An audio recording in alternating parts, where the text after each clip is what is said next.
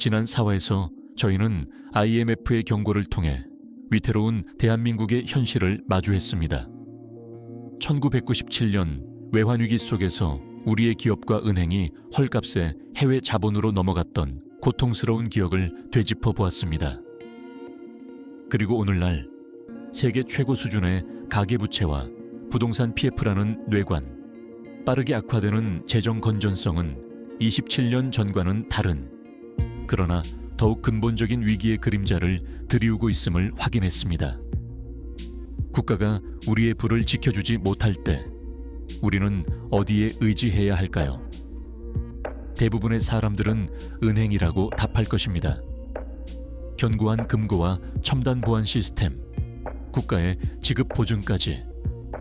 은행은 내 돈을 가장 안전하게 지켜주는 최후의 보루라고 우리는 믿어 의심치 않습니다.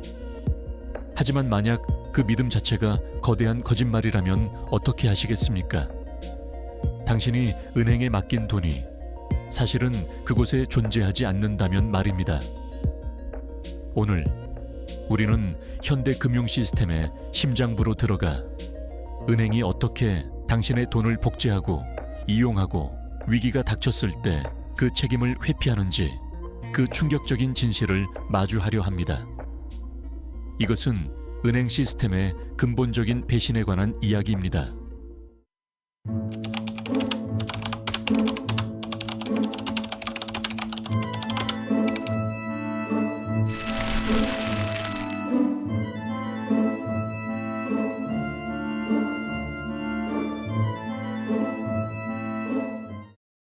은행의 금고는 텅 비어 있습니다. 이 충격적인 진실을 이해하기 위해 우리는 먼저 돈이 어떻게 작동하는지에 대한 간단한 이야기를 해보려 합니다. 여기 3명의 인물, A, B, 그리고 C가 있습니다. A는 열심히 일해 모은 1억 원을 은행에 예금합니다. 이제 A의 통장에는 1억 원이 찍혀 있고 그는 언제든 이 돈을 찾을 수 있다고 믿습니다. 은행은 이 1억 원을 금고에 안전하게 보관할까요? 천만의 말씀입니다. 은행은 부분 지급 준비 제도라는 마법을 부립니다. 법적으로 정해진 최소한의 지급 준비율, 예를 들어 10%인 1,000만 원만 남겨두고 나머지 9천만 원을 B에게 대출해 줍니다. 이제 마법이 시작됩니다. A의 통장에는 여전히 1억 원이 있고 B는 대출받은 9천만 원을 손에 쥐었습니다. 시장에 존재하던 1억 원이 순식간에 1억 9천만 원으로 늘어난 것입니다. 마법은 여기서 끝나지 않습니다. B가 대출받은 9천만 원을 다른 은행에 예금하면 그 은행은 또다시 지급준비율 10%인 900만 원을 남기고 나머지 8,100만 원을 C에게 대출해 줍니다. 이제 계산해 볼까요? A의 통장에 1억, B의 통장에 9천만, C의 손에 8,100만. 애초에 존재했던 1억 원은 이제 시장에서 2억 7,100만 원이라는 돈으로 불어나 있습니다. 이것이 바로 은행이 돈을 창조하는 방식, 신용 창조의 비밀입니다. 은행은 당신의 돈을 보관하는 창고가 아닙니다. 당신의 돈을 이용해 더 많은 돈을 만들어내고 그 과정에서 발생하는 이자로 수익을 올리는 거대한 공장입니다. 이 시스템은 단 하나의 믿음 위에 세워져 있습니다. 바로 모든 예금주가 동시에 돈을 찾으러 오지는 않을 것이라는 믿음입니다. 하지만 만약 그 믿음이 깨진다면 어떻게 될까요? 2008년 9월 15일 그 믿음이 깨졌습니다. 158년 역사의 거대 투자은행 리먼 브라더스가 파산을 신청했습니다. 서브프라임 모기지라는 독성 자산에 취해 있던 월스트리트의 파티가 끝나는 순간이었습니다. 리먼의 파산은 단순한 한 기업의 몰락이 아니었습니다. 그것은 전 세계 금융 시스템의 심장을 멈추게 한 거대한 심장마비였습니다. 은행들은 서로를 믿지 못했습니다.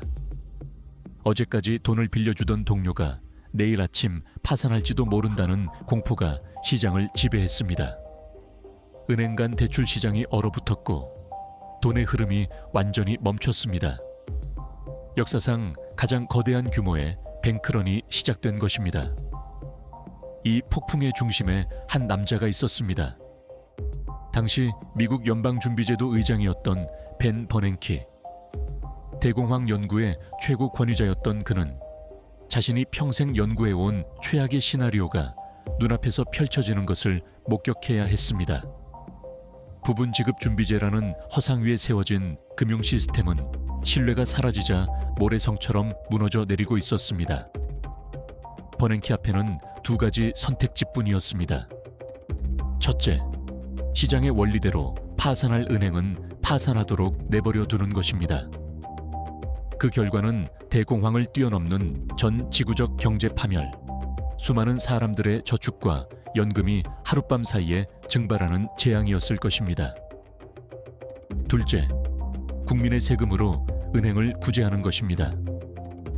탐욕으로 위기를 초래한 바로 그 은행들을 아무 잘못 없는 평범한 사람들의 돈으로 살려내는 것.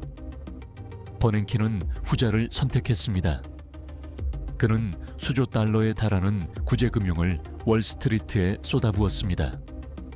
이것이 바로 현대 금융 시스템의 가장 끔찍한 배신입니다. 은행가들의 이익은 철저히 사유화되지만 그들의 손실은 우리 모두의 목, 즉 사회화됩니다. 버냉키는 시스템을 구하기 위해 시스템을 망가뜨린 자들에게 상을 주는 선택을 할 수밖에 없었습니다. 그는 역사의 죄인이 될 것인가, 아니면 구원자가 될 것인가의 기로에서 시스템의 구원자가 되는 길을 택했습니다. 그 대가는 우리 모두가 치러야 했습니다. 벤 버냉키의 선택은 금융 시스템의 붕괴를 막았지만 그 대가는 평범한 사람들의 몫이 되었습니다. 시스템을 구한다는 명분 아래 개인의 부는 언제든 희생될 수 있다는 위험한 선례를 남겼습니다. 그렇다면 시스템이 개인을 배신하는 순간 우리에게는 어떤 일이 벌어질까요?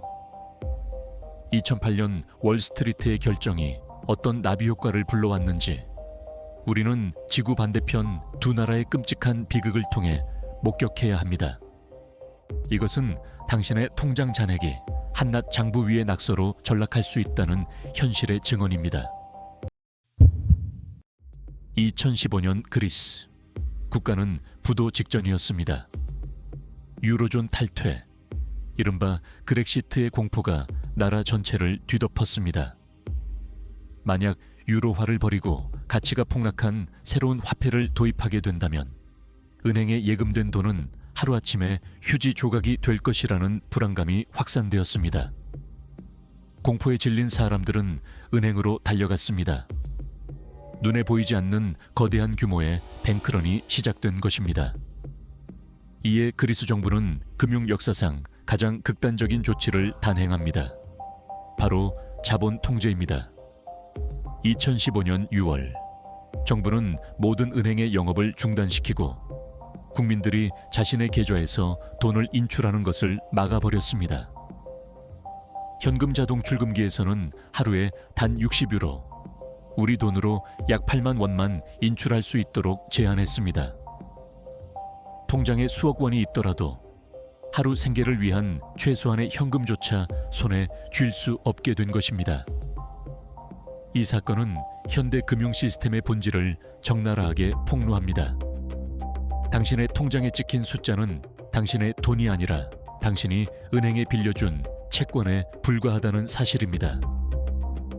평상시에는 이 숫자가 현금과 동일한 가치를 지닌다고 믿지만 위기가 닥치자 국가는 그 믿음의 연결고리를 가차없이 끊어버렸습니다. 디지털 숫자는 그저 화면 위의 픽셀일 뿐 실물 자산에 대한 접근은 국가의 허락 없이는 불가능해졌습니다. 이 조치는 디지털 화폐가 실물 화폐보다 안전하다는 현대인의 환상을 산산조각 냈습니다. 계좌에 10만 유로가 있던 사람은 매트리스 밑에 1000유로를 숨겨둔 사람보다 실질적으로 더 가난해졌습니다. 디지털 화폐는 은행과 국가라는 중개기관의 안정성에 전적으로 의존하는 약속일 뿐이며 그 약속은 국가의 필요에 따라 언제든 파기될 수 있음이 증명된 것입니다. 그리스 국민들은 8년에 걸친 고통스러운 긴축 정책으로 빈곤층으로 전락했고 경제 규모는 4분의 1 이상 축소되었습니다. 그들의 돈은 은행 장부 위에만 존재할 뿐 더 이상 그들의 것이 아니었습니다. 시간을 거슬러 2001년 아르헨티나. 20세기 초 세계 5대 경제 대국으로 불렸던 이 나라는 수십 년간 이어진 포퓰리즘 정책과 재정 방만, 그리고 감당할 수 없는 고정 환율제로 인해 파멸의 길을 걷고 있었습니다. 국가 부채는 눈덩이처럼 불어났고 자국 화폐인 페소에 대한 신뢰는 바닥으로 떨어졌습니다. 결국 국민들은 페소를 버리고 달러를 찾아 은행으로 몰려들었습니다. 2001년 한 해에만 전체 예금의 23%, 약 200억 달러가 은행 시스템에서 빠져나가는 파국적인 뱅크런이 발생했습니다. 이에 정부는 코랄리토, 즉 작은 울타리라는 이름의 예금 동결 조치를 발표합니다. 이는 사실상 모든 은행 계좌를 12개월간 동결하는 극약 처방이었습니다. 인출은 주당 250페소로 엄격히 제한되었고 국민들이 안전자산으로 믿었던 달러 예금마저 강제로 가치가 폭락한 페소화로 전환되었습니다. 이것은 국가가 국민의 재산을 강탈한 것이나 다름없었습니다. 분노한 시민들은 거리로 쏟아져 나와 냄비와 프라이팬을 두드리며 저항했습니다.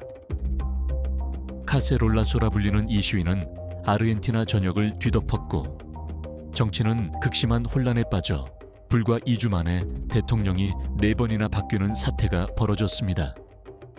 경제는 완전히 붕괴했습니다. 실업률은 25%를 넘어섰고 빈곤율은 50% 이상으로 치솟았으며 국민의 절반 이상이 빈곤층으로 추락했습니다. 아르헨티나의 비극이 주는 더 깊은 교훈은 금융위기가 단지 부를 파괴하는 데서 그치지 않고 경제를 지탱하는 가장 근본적인 자산인 신뢰를 영구적으로 파괴한다는 점입니다. 2001년의 배신은 아르헨티나 국민들의 유전자에 깊은 상처를 남겼습니다. 그들은 다시는 자국의 은행과 화폐를 믿지 않게 되었습니다. 이는 국내 저축이 고갈되고 정부가 외채와 화폐 발행에 더욱 의존하게 만드는 악순환의 고리를 만들었습니다. 결국 아르헨티나는 1955년 이후 9차례나 디폴트를 반복하는 위기의 일상화라는 저주에 갇히게 되었습니다. 은행의 배신은 한 번으로 끝나지 않고 국가 전체를 회복 불가능한 불신의 늪으로 밀어넣은 것입니다. 그리스와 아르헨티나의 이야기는 먼 나라의 비극으로만 들릴지 모릅니다. 하지만 그들이 겪었던 고통의 씨앗은 지금 바로 이곳 대한민국의 땅속 깊이 뿌리내리고 있습니다. 눈앞에 거대한 위협이 다가오고 있음에도 모두가 애써 외면하는 상황을 회색 콧불소에 비유합니다. 2025년 대한민국, 2마리의 거대한 회색 콧불소가 우리를 향해 달려오고 있습니다. 첫 번째 콧불소는 가계부채입니다. 한국의 국내 총생산 대비 가계부채 비율은 최근 소폭 하락했음에도 불구하고 여전히 90%에 육박하는 세계 최고 수준입니다. 이는 우리 경제 전체가 금리 변동이라는 작은 충격에도 거대하게 휘청일 수 있는 극도로 취약한 구조임을 의미합니다. 두 번째 콧불소는 더욱 치명적입니다. 바로 부동산 프로젝트 파이낸싱이라는 이름의 시한폭탄입니다. 그 규모는 2025년 6월 말 기준 약 186조 6천억 원에 달합니다. 지난 몇 년간의 부동산 광풍을 떠받쳐 온, 그러나 이제는 금리 인상과 부동산 경기 침체라는 직격탄을 맞고 무너지기 시작한 부실의 산입니다. 특히 저축은행과 상호금융 등 제2금융권의 PF 대출 연체율은 급등하며 위험 신호를 보내고 있습니다. 이 회색 콧불소의 육중한 발소리가 현실의 위협으로 다가온 사건이 바로 태영건설 워크아웃 사태입니다. 시공 능력 순위 16위의 대형 건설사가 유동성 위기로 무너진 것은 개별 기업의 부실 문제를 넘어 한국형 부동산 PF 시스템 전체의 구조적 위험을 수면 위로 드러냈습니다. 한국의 PF는 자본력이 부족한 시행사가 신용도가 높은 시공사의 보증, 즉 책임 준공 약정을 통해 금융기관으로부터 거액의 대출을 받는 기형적인 구조를 가지고 있습니다. 이는 건설사들이 본업인 건설뿐만 아니라 사실상 금융기관처럼 막대한 규모의 보증 리스크, 즉 우발 채무를 떠안고 있음을 의미합니다. 결국 태영건설이라는 하나의 고리가 끊어지자 수많은 금융기관과 얽혀있는 PF 부실의 연쇄 폭발 가능성이 제기된 것입니다. 이는 단순히 건설업계의 위기가 아닙니다. 고도로 규제받는 시중은행 대신 상대적으로 규제가 덜한 저축은행, 증권사, 상호금융, 건설사들이 복잡하게 얽혀 리스크를 키워온 그림자 금융의 위기가 현실화되고 있다는 신호입니다. 2008년 미국 금융위기를 촉발했던 서브프라임 모기지 사태처럼 그 누구도 부실의 정확한 규모와 연결고리를 파악하지 못하는 불투명성 자체가 위기의 본질입니다. 과거의 위기들이 보여주듯 독성 자산이 시스템 전체를 감염시키고 하나의 기폭제가 터지면 그 결과는 시스템의 붕괴 또는 막대한 공적 자금 투입이었습니다. 지금 대한민국의 부동산 PF라는 독성 자산은 이미 시스템 곳곳으로 퍼져나갔습니다. 이제 남은 질문은 단 하나입니다. 기폭제가 터졌을 때 우리는 어떤 선택을 하게 될까요? 시스템이 이토록 위태롭다면 우리의 마지막 보루는 무엇일까요?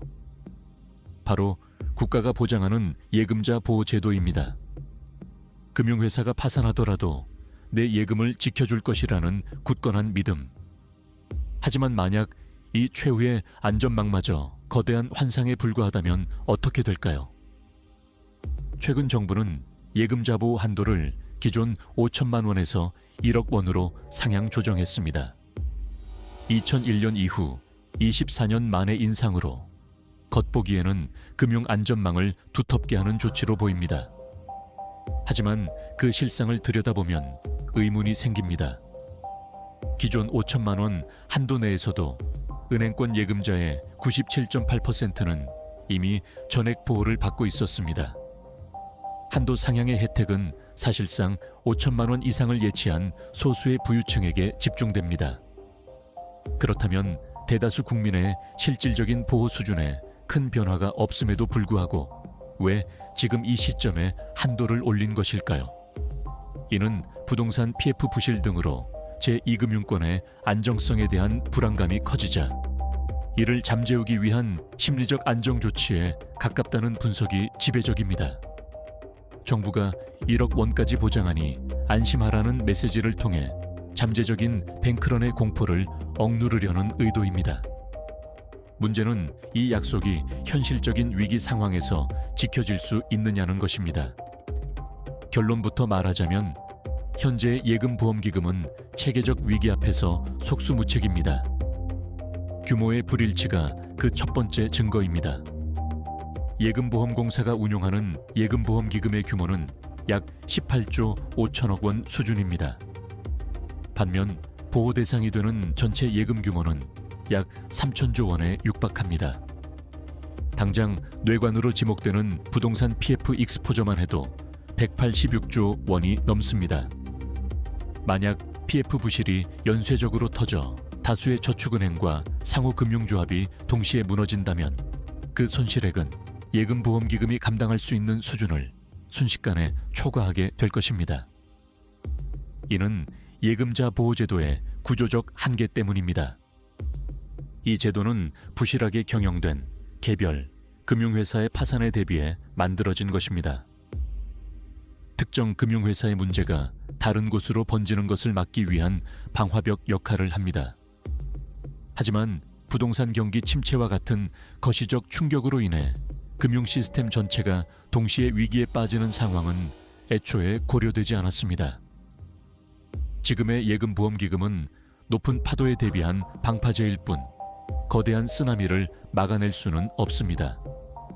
결국 1억 원 보장이라는 약속은 진정한 의미의 보험이 아닙니다.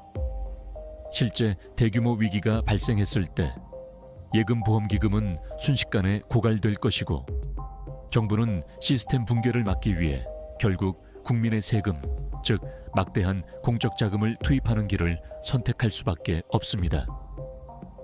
이는 2008년 벤 버냉키가 그랬던 것처럼 금융회사의 손실을 사회 전체에 떠넘기는 손실의 사회화를 의미합니다.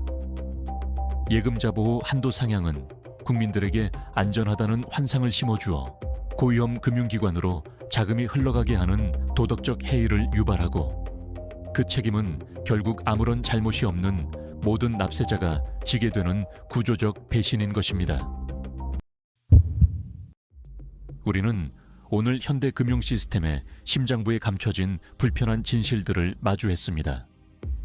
당신의 예금이 어떻게 허공에서 돈을 만들어내는 재료로 쓰이는지 그 마법의 비밀을 파헤쳤고 그 마법이 깨졌을 때 시스템을 구하기 위해 어떻게 평범한 사람들이 대가를 치르게 되는지 2008년의 선택을 통해 확인했습니다. 그 선택의 결과가 그리스와 아르헨티나 국민들에게 어떤 끔찍한 현실로 다가왔는지 목격했으며 이제 그 악몽의 그림자는 대한민국 문턱까지 다가와 있습니다. 우리가 최후의 보루라 믿었던 예금자 보호제도마저 거대한 위기 앞에서는 환상일 수 있다는 현실과 마주했습니다. 은행의 배신은 단지 그들이 무모한 투자를 한다는 데 있지 않습니다. 진짜 배신은 안전하다는 환상 그 자체에 있습니다. 이 모든 구조는 체계적 위기는 결코 일어나지 않을 것이라는 깨지기 쉬운 가정 위에 서 있습니다. 그렇다면 이 불안한 시스템 속에서 우리는 무엇을 해야 할까요? 모든 것을 체념하고 운에 맡길 수는 없습니다. 시스템의 규칙을 이해하고 그 허점을 역이용하여 스스로를 지키는 지혜가 필요합니다. 1단계는 금융체력 강화하기입니다. 위기는 가장 약한 고리부터 무너뜨립니다. 개인의 재정 건전성은 모든 방어의 시작입니다. 최소 3개월에서 6개월치의 생활비를 언제든 인출할 수 있는 안전한 계좌에 보관하여 비상자금을 확보합니다. 이는 갑작스러운 소득 중단이나 금융 시스템 마비 상황에서 생존을 보장하는 최소한의 안전장치입니다. 그 다음으로는 부채를 관리해야 합니다. 특히 금리가 높은 신용카드 빚과 같은 악성 부채는 재정적 압박을 가중시키는 시한폭탄입니다. 위기가 오기 전에 부채를 최대한 줄여야 합니다. 2단계는 은행 시스템을 현명하게 이용하기입니다. 예금자 보호제도는 완벽하지 않지만 그 규칙을 이해하면 보호 수준을 극대화할 수 있습니다. 1억 원이라는 한도는 한 은행에 한 사람이 맡긴 돈에 적용됩니다. 1억 원 이상의 현금을 보유하고 있다면 여러 은행에 나누어 예치하는 것이 기본입니다. 한 은행 내에서도 계좌의 소유권 유형에 따라 보호 한도가 별도로 적용됩니다. 개인명의 계좌, 배우자와의 공동명의 계좌 등을 활용하면 한 은행에서도 더 많은 금액을 보호받을 수 있습니다. 즉, 명의를 분산하면 추가적인 금액을 보호받을 수 있습니다. 3단계는 은행 밖으로 당신의 부를 옮겨라입니다. 궁극적인 안전은 시스템 자체에 대한 의존도를 줄이는 데 있습니다. 이는 진정한 자산 분산을 의미합니다. 시장의 혼란 속에서 가치를 보존하거나 오히려 상승하는 자산들이 있습니다. 대표적인 것이 바로 실물금입니다. 금은 수천 년간 가치를 저장해온 인류 역사의 증인이며 정부나 은행이 마음대로 찍어낼 수 없는 한정된 자원입니다. 가장 중요한 것은 실물금은 은행 파산이나 예금 동결과 같은 상대방 위험에서 자유롭다는 점입니다. 주식시장이 폭락했던 과거의 수많은 위기 속에서 금은 그 가치를 증명해 왔습니다. 은행의 견고한 금고와 정부의 지급 보증. 우리는 이 모든 것을 믿었습니다. 하지만 오늘 우리는 그 믿음의 균열을 목격했습니다. 시스템이 흔들릴 때 당신의 돈은 더 이상 당신의 것이 아닐 수 있다는 불편한 진실을 마주했습니다. 이제 스스로에게 물어야 할 시간입니다. 당신은 당신의 부를 지키기 위해 무엇을 할 것입니까? 돈의 배신 6화에서는 금에 묶여있던 달러가 어떻게 그 족쇄를 끊고 무제한으로 찍어낼 수 있는 피앗 머니가 되었는지, 그 거대한 사기의 서막을 연 닉슨 쇼크의 진실을 추적합니다. 미국이 어떻게 석유와 달러를 결합시켜 세계의 부를 흡수하는지, 그리고 그 보이지 않는 시스템이 어떻게 당신의 월급까지 훔치고 있는지, 그 충격적인 메커니즘을 폭로합니다. 은행이라는 작은 배신을 넘어 세계 경제를 지배하는 기축통화 달러는 과연 당신의 부를 지켜줄 수 있을까요? 리버스온은 당신의 생각을 켭니다. 돈과 자유가 다시 태어나도록. 다음 화를 놓치지 않도록 구독, 좋아요, 알림 설정까지 잊지 마세요.